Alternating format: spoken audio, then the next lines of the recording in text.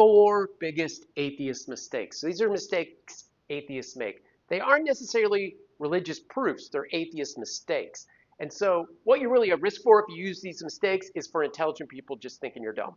And so I think atheists don't realize how many deeper, more intellectual type people kind of dismiss atheism as well as dismissing religion. These are the reasons why. Four top mistakes that atheists make.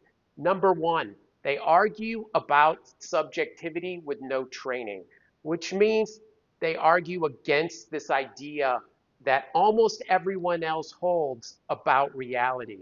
And they don't realize they're doing it when they use science, when they use real material atomistic science to defeat religious people. Once you have training, you're better at it because you realize what the other side believes. I call this the everyman error. And this means something very similar to what Thomas Reid said 250 years ago, which is that if philosophers sound crazy, they're going to lose everyone. And you kind of don't want to lose everyone. And so today, I don't think people care. That doesn't mean it's a good thing to do. And the truth is, atheists alienate people by being overly scientific.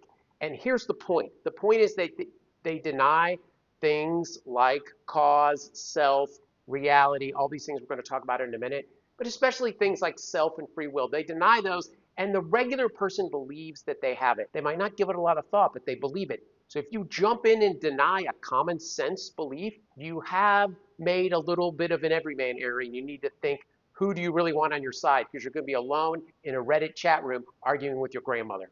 Number two, I've made a whole video about this, just released it. It was like an Oscar-winning performance. It's called Don't Quote the Bible. Actually, I call it the Quicksand Rescue Fallacy.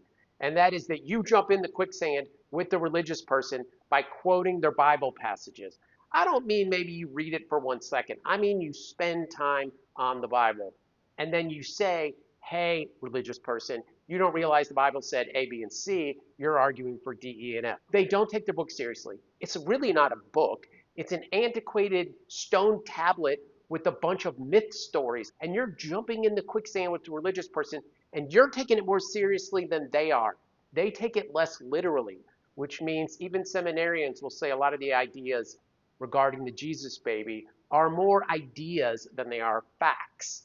And so when an atheist jumps into the Bible, they're really kind of thinking scientifically again. And so quoting the Bible, huge mistake. Number three, this is actually the one I started complaining about way back when I thought I was an atheist and I hadn't recovered yet and gone to Atheist and Agnostic Anonymous. So don't say you're agnostic.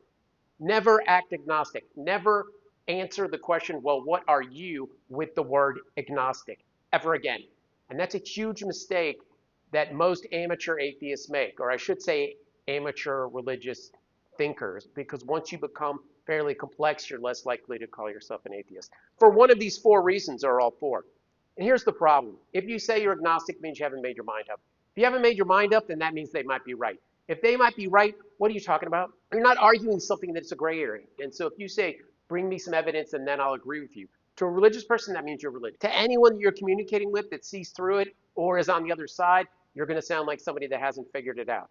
Stop saying you're agnostic unless you don't know. Richard Dawkins said, I'm agnostic. Bring me the proof. This is a purely proof-based business. Bring me the evidence. A magic Jesus man is a proof, evidence-based business. It's amenable to science at some point. That's not what they think. Anyway, I don't know what that means. Number four, the last mistake that atheists make is playing the evidence game.